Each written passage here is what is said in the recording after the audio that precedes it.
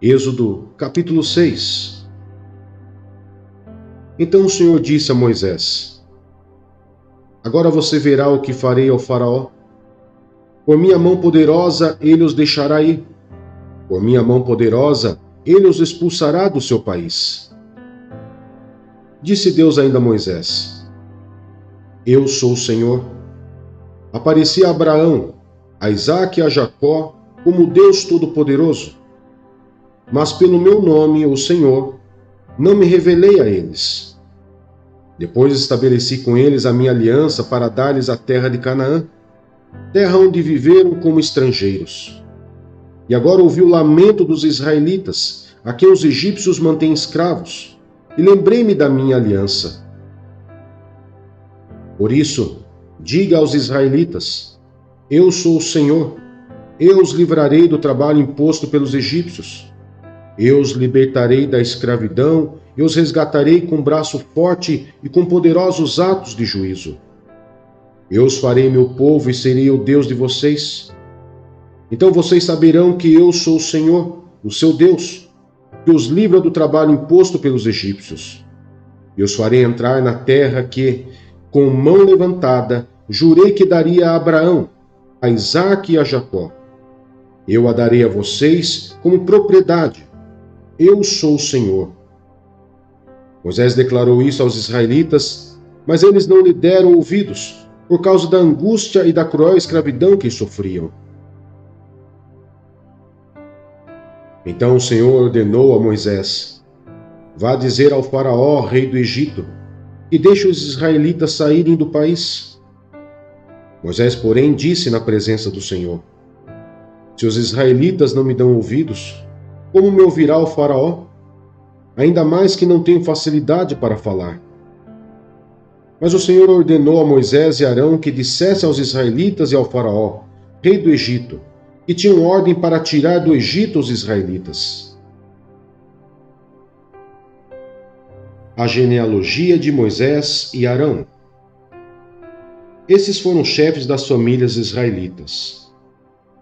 Os filhos de Ruben, filho mais velho de Israel, foram Enoque, Palo, Hezron e Carme. Esses foram os clãs de Ruben.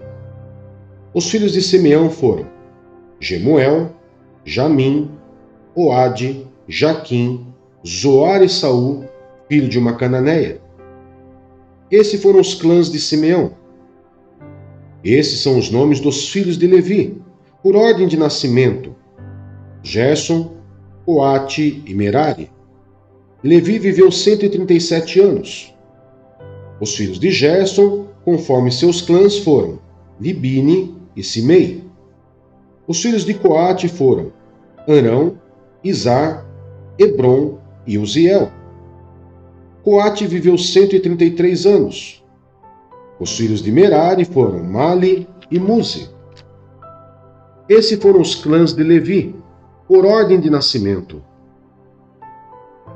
Arão tomou por mulher sua tia Joquebede, que lhe deu à luz a Arão e Moisés. Arão viveu 137 anos. Os filhos de Izar foram Corá, Nefeg e Zicre. Os filhos de Uziel foram Misael, Eusafã e Zitre. Arão tomou por mulher Eliseba, filho de Aminadab, irmã de Naasson. E ela lhe deu à luz Nadab, Abiú, Eleazar e Itamar. Os filhos de Corá foram Assir, Eucana e Abiasaf. Esses foram os clãs dos coraitas. Eleazar, filho de Arão, tomou por mulher uma das filhas de Futiel, e ela deu à luz Finéias. Esses foram os chefes das famílias dos levitas, conforme seus clãs. Foi a este Arão e a esse Moisés que o Senhor disse: Tirem os israelitas do Egito, organizados segundo as suas divisões. Foram eles, Moisés e Arão, que falaram ao Faraó, rei do Egito, a fim de tirarem os israelitas do Egito. Arão, o porta-voz de Moisés. Ora, quando o Senhor falou com Moisés no Egito, disse-lhe: Eu sou o Senhor. Diga ao faraó, rei do Egito, tudo o que eu lhe disser. Moisés, porém, perguntou ao Senhor: Como o faraó me dará ouvidos, se não tenho facilidade para falar?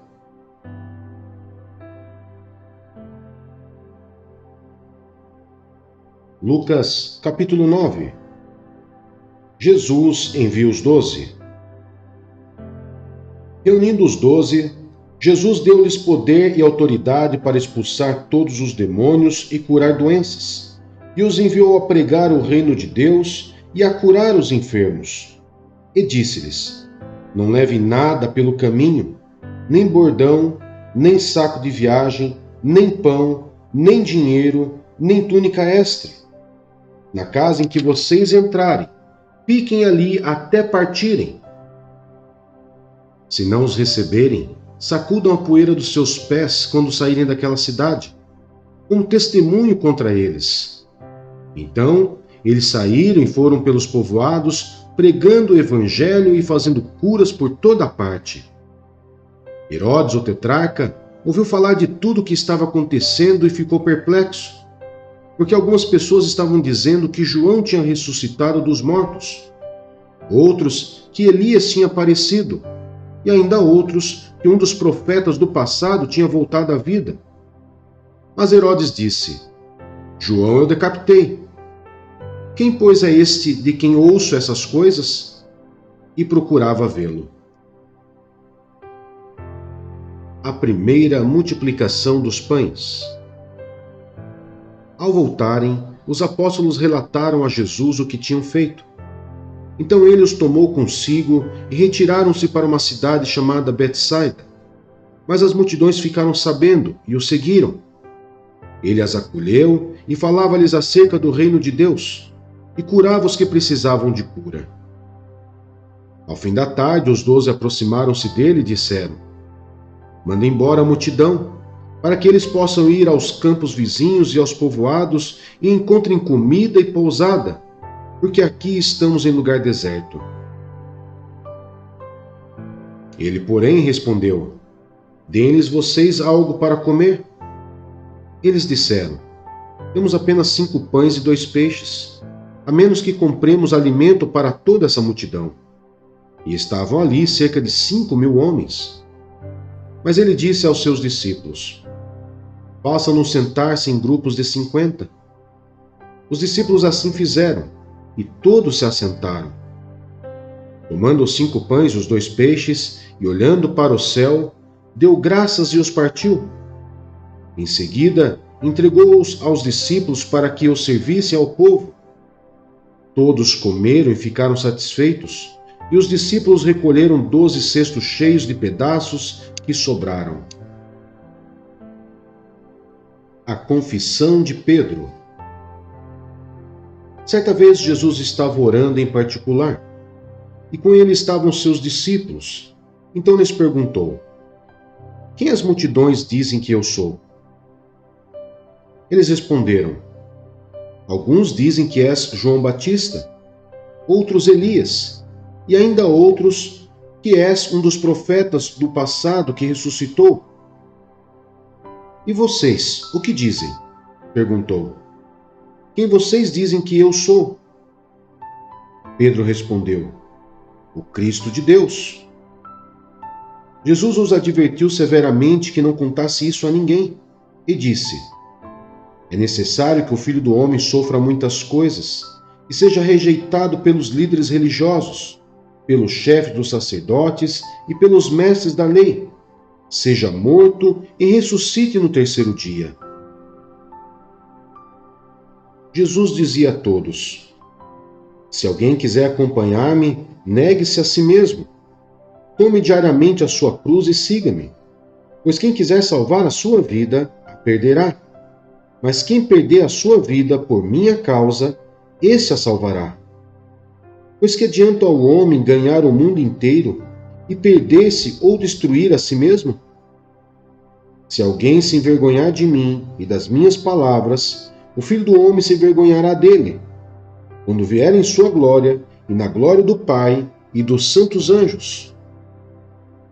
Garanto-lhes que alguns que aqui se acham De modo nenhum experimentarão a morte antes de verem o reino de Deus. A Transfiguração.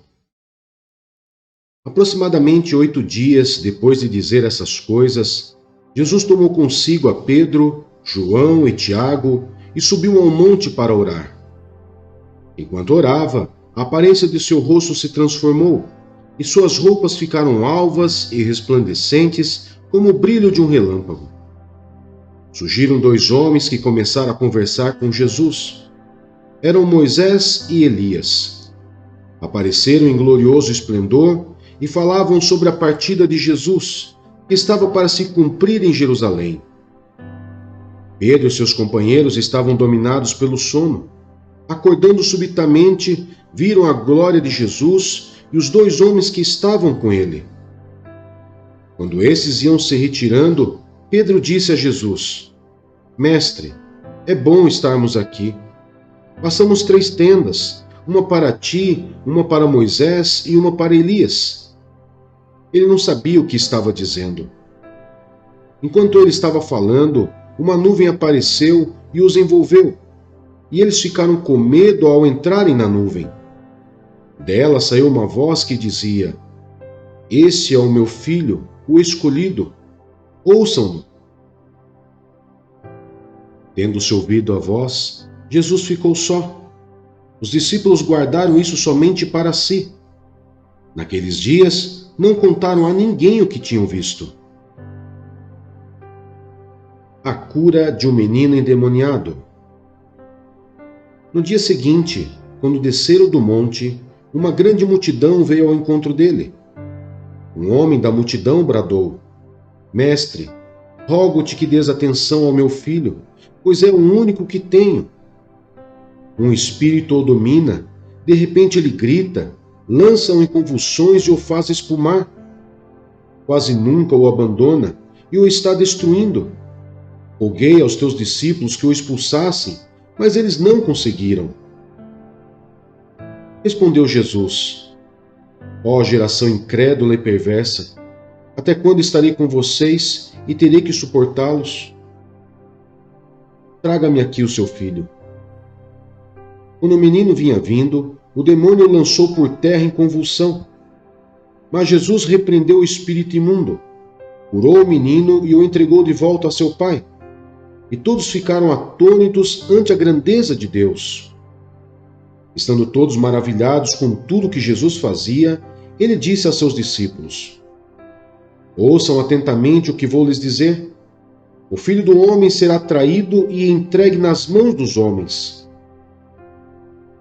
Mas eles não entendiam o que isso significava. Era-lhes encoberto para que não o entendessem, e tinham receio de perguntar-lhe a respeito dessa palavra. Quem será o maior? Começou uma discussão entre os discípulos acerca de qual deles seria o maior. Jesus, conhecendo os seus pensamentos, tomou uma criança e a colocou em pé ao seu lado. Então lhes disse: Quem recebe esta criança em meu nome está me recebendo. E quem me recebe está recebendo aquele que me enviou. Pois aquele que entre vocês for o menor, este será o maior. Disse João: Mestre, vimos um homem expulsando demônios em teu nome e procuramos impedi-lo, porque ele não era um dos nossos.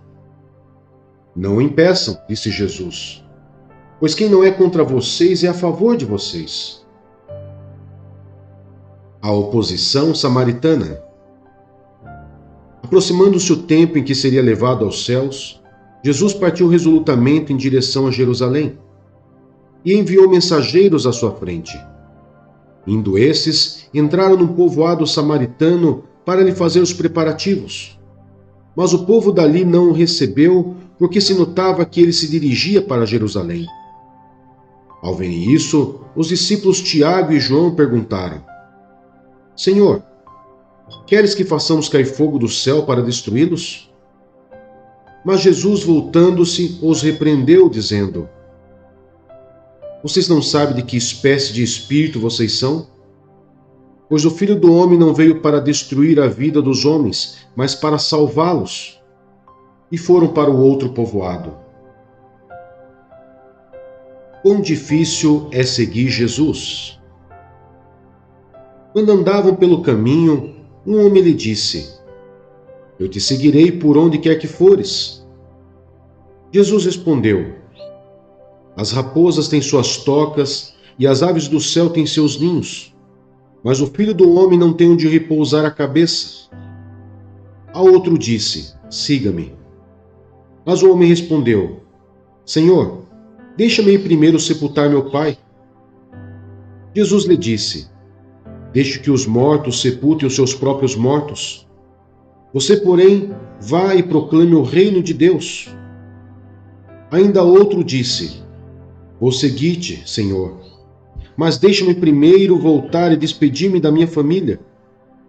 Jesus respondeu: Ninguém que põe a mão no arado e olha para trás é apto para o reino de Deus.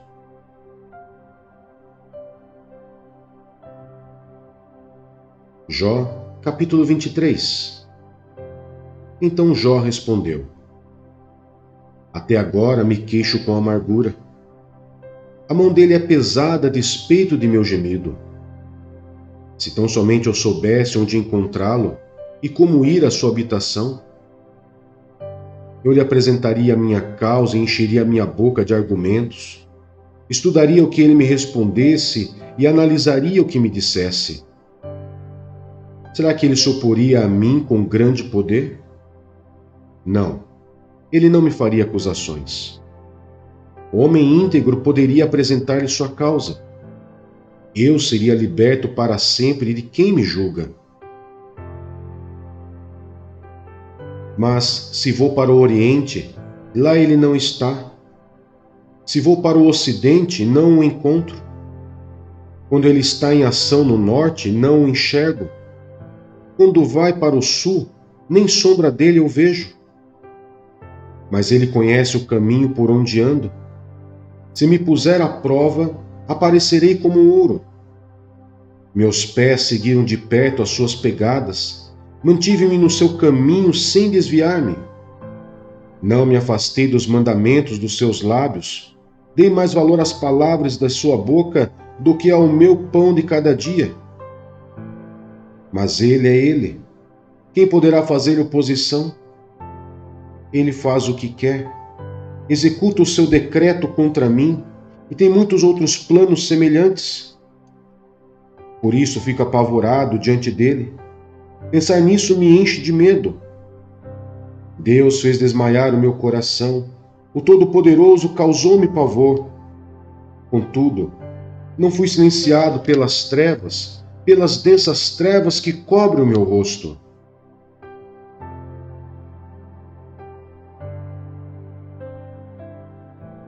Primeira Coríntios, capítulo 10. Exemplos da história de Israel. Porque não quero, irmãos, que vocês ignorem o fato de que todos os nossos antepassados estiveram sob a nuvem e todos passaram pelo mar. Em Moisés, todos eles foram batizados na nuvem e no mar.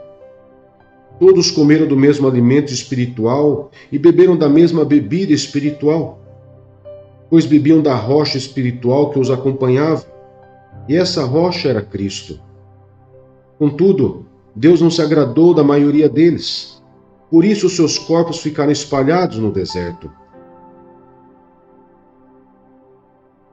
Essas coisas ocorreram como exemplos para nós, para que não cobicemos coisas más, como eles fizeram.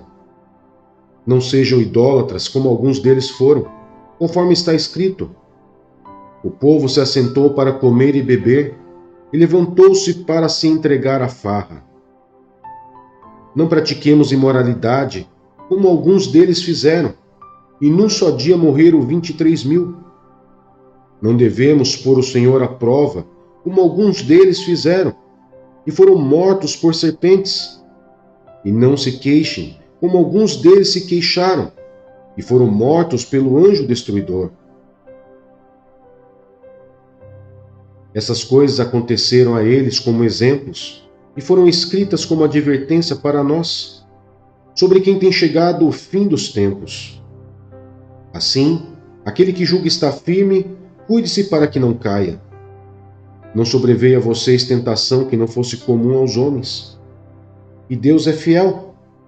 Ele não permitirá que vocês sejam tentados além do que podem suportar. Mas quando forem tentados, Ele mesmo lhes providenciará um escape, para que o possam suportar.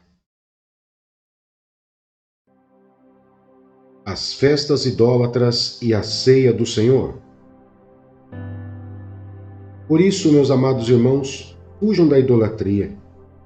Estou falando a pessoas sensatas. Julguem vocês mesmos o que estou dizendo. Não é verdade que o cálice da bênção, que abençoamos, é uma participação no sangue de Cristo? E que o pão que partimos é uma participação no corpo de Cristo? Como há somente um pão, nós que somos muitos, somos um só corpo, pois todos participamos de um único pão. Considerem o povo de Israel. Os que comem dos sacrifícios não participam do altar? Portanto, o que estou querendo dizer? Será que o sacrifício oferecido a um ídolo é alguma coisa? Ou o ídolo é alguma coisa? Não. Quero dizer que o que os pagãos sacrificam é oferecido aos demônios, e não a Deus. E não quero que vocês tenham comunhão com os demônios. Vocês não podem beber do cálice do Senhor e do cálice dos demônios. Não podem participar da mesa do Senhor e da mesa dos demônios. Porventura, provocaremos o ciúme do Senhor? Somos mais fortes do que Ele?